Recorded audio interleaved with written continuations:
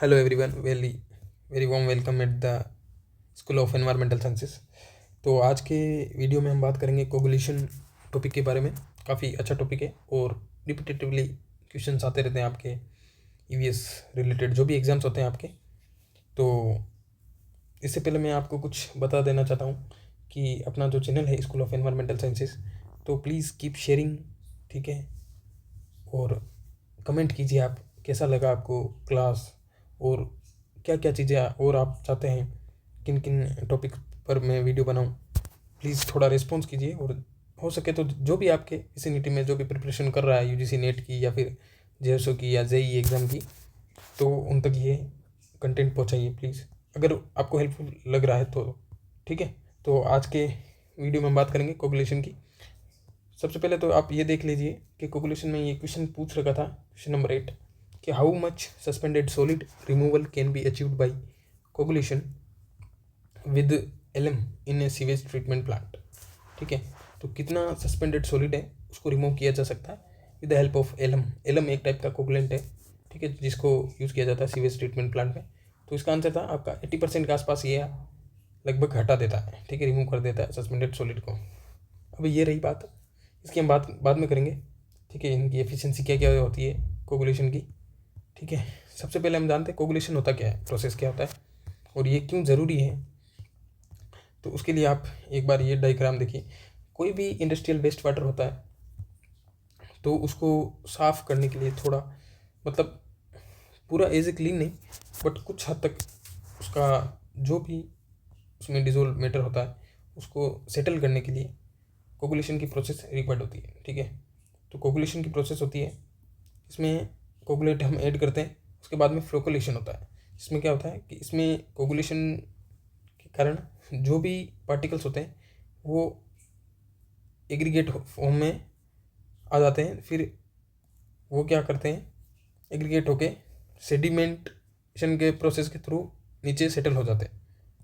उसके बाद में जो अलग से जो ट्रीटेड वेस्ट वाटर होता है उसको अलग से निकाल लेते हैं, और जो स्लज होती है उसको हम अलग से सेपरेट कर लेते हैं। तो सबसे पहले कोगुलेशन की प्रोसेस होती है, देन फ्लोकुलेशन होता है, देन सेडिमेंटेशन होता है। अगर आपको अरेंजमेंट में पूछ ले, ठीक है, कौन सी प्रोसेस कैसे कौन सी पहले होती है, तो कोगुलेशन, फिर फ्लोकुलेशन, देन सेडिमेंटेशन, आप ये याद रखना। बहुत बेसिक चीज़ है, बट इसमें भी लोग कई बार कन्फ्यूज़ हो जाते हैं। तो चलिए अब हम बात करते हैं कोगुलेशन प्रोसेस की कुछ फैक्ट्स, ठीक है, जो आपके एग्ज़ाम पॉइंट ऑफ व्यू से काफ़ी रिलेवेंट है।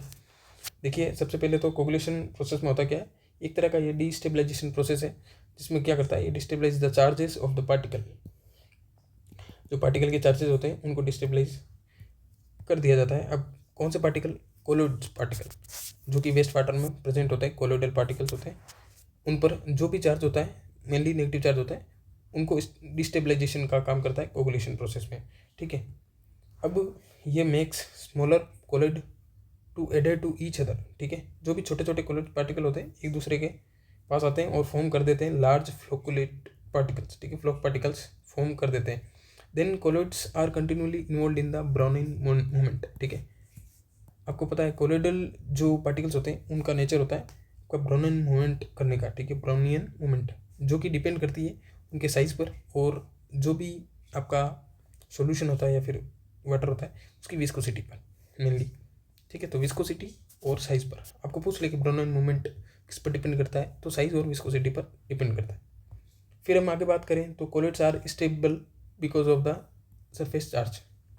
ठीक है, उनके सरफेस पर नेगेटिव चार्ज होता है मेनली, आप ध्यान रखना। अगर बेसिक क्वेश्चन पूछे कि कोलोइड्स पार्टिकल पर सरफेस पर कौन सा चार्ज होता है, तो नेगेटिवली चार्ज होते हैं वो।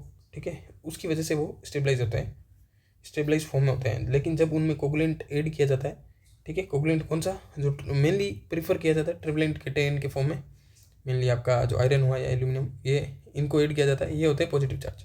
ठीक है, तो ये कोलोइडल पार्टिकल के साथ मिक्स होकर पॉजिटिव नेगेटिव वो सॉल्यूशन में आपका डिस्टेबलाइजेशन हो जाता है। ठीक है, जबकि जो जैसे पहले की कंडीशन में क्या होता है, जो आपके कोलोइडल पार्टिकल्स होते हैं वो सारे नेगेटिव चार्ज होते हैं, तो पूरे सॉल्यूशन में नेगेटिव चार्ज ही स्प्रेड हुआ रहेगा, और एक तरह से रिपल्शन फॉर्म में ये सारे स्टेबल फॉर्म में एक जगह टिके रहेंगे।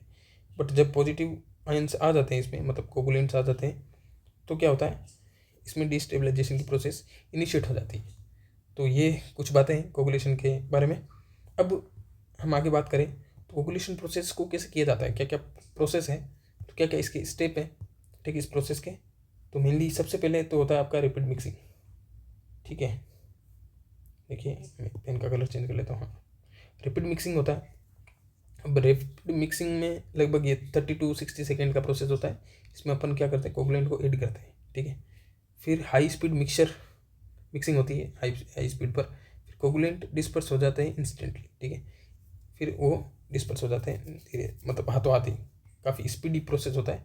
अगर आपको टाइमिंग पूछे तो 30 to 60 सेकेंड या 1 मिनट के आसपास टाइम लगता है, तभी इसका नाम रैपिड मिक्सिंग है, ठीक है। फिर फ्लोकुलेशन का प्रोसेस होता है। इसमें क्या होता है, मैकेनिकल और केमिकल फोर्सेस दोनों इन्वॉल्व होते हैं, और ये स्लोली होता है, और gentle stirring to grow flocs, ठीक है। धीरे धीरे इसका हिलाते रहते हैं, मतलब थ्रू द मोटर जो भी हम कह सकते हैं।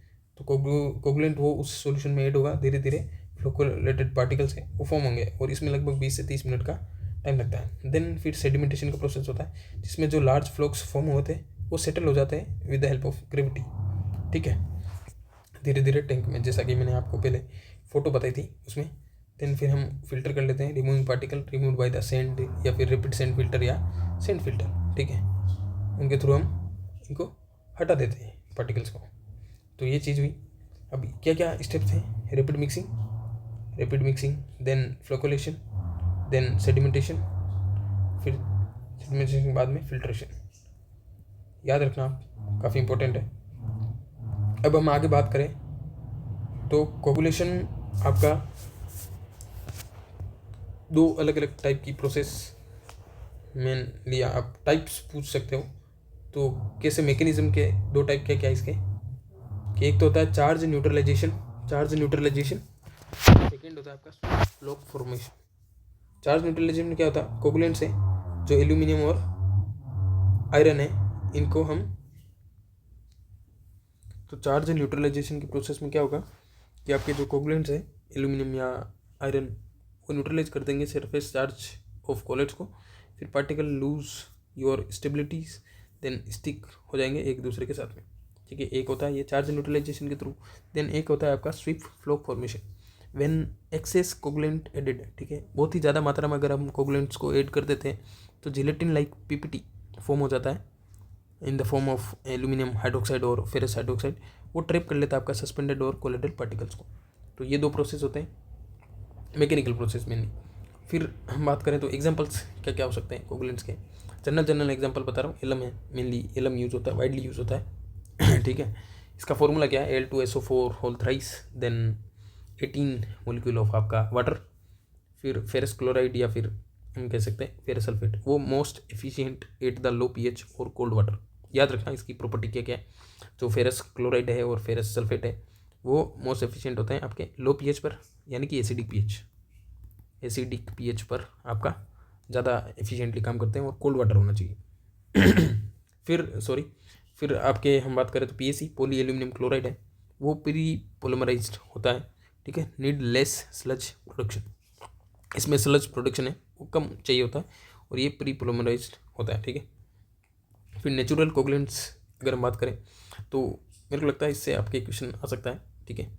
अगर आपके पूछें तो मोरिंगा के जो बीज होते हैं, ठीक है, मोरिंगा प्लांट होता है तो उसके जो सीड्स होते हैं वो कोगुलेंट का काम करते हैं। फिर आपका लाइम चूना आता है वो भी कोगुलेंट का काम करता है, और क्ले मटेरियल्स होते हैं वो भी आपके नेचुरल कोगुलेंट का काम करते हैं।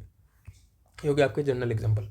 फिर हम बात करें तो कोगुलेंट्स के अगर स्पेसिफिक एग्जाम्पल, तो दो टाइप का ट्रीटमेंट होता है। एक तो होता है आपका वेस्ट वाटर का ट्रीटमेंट, और एक होता है आपका ड्रिंकिंग वाटर या नॉर्मल वाटर का ट्रीटमेंट होता है।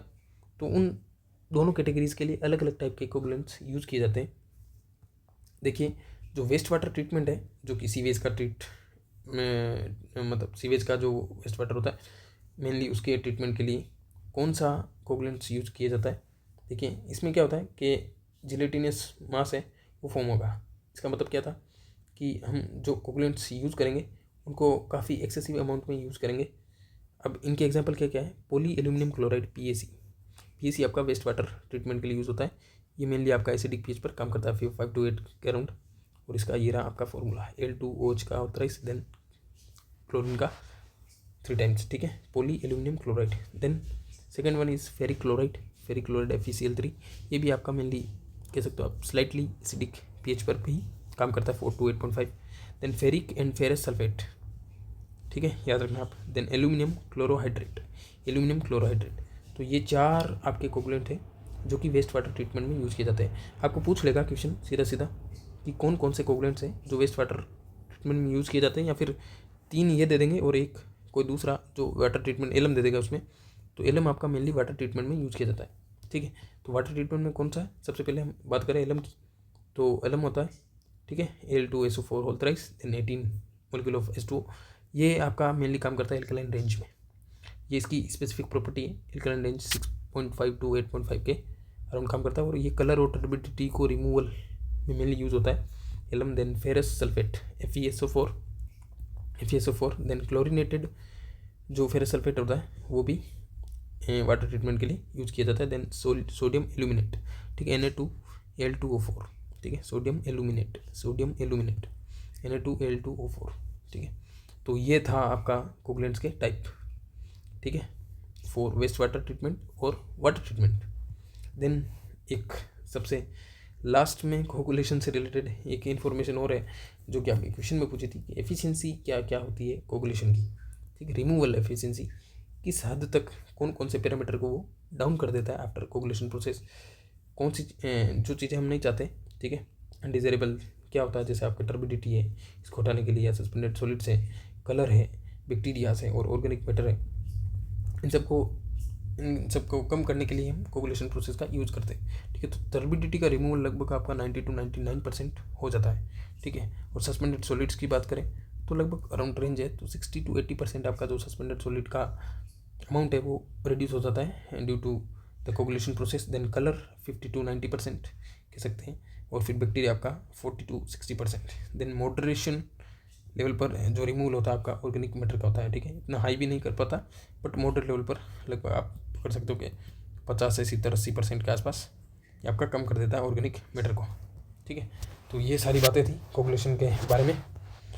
प्लीज़ कमेंट करके बताना कैसा लगा वीडियो, और कोगुलेशन प्रोसेस और कुछ भी इन्फॉर्मेशन अगर आपको पता हो तो वो कमेंट में लिखना जो एग्ज़ाम के लिए रिलेवेंट हो, ठीक है, ताकि बाकी लोग भी देखें तो उनको भी कुछ नई चीज़ पता चले और मुझे भी पता चले। तो थैंक यू वेरी मच, और प्लीज़ थोड़ा चैनल को शेयर कीजिए ताकि थोड़ा काउंट बढ़ेगा, तो मुझे भी मोटिवेशन मिलेगा वीडियो बनाने का, ठीक है। अपना ध्यान रखिए।